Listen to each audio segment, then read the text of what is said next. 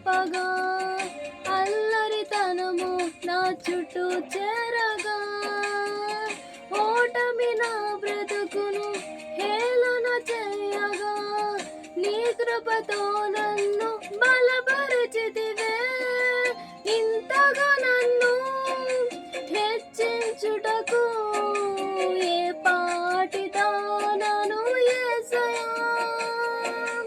ఇంతగా నన్ను హెచ్చించుటకు ఏ పాటి వాడను యేసయ్యా నీ కృపకు ఎల్లప్పుడు కృతజ్ఞుడను నీ కృపకు ఎల్లప్పుడు కృతజ్ఞులము కృపయే కృపయే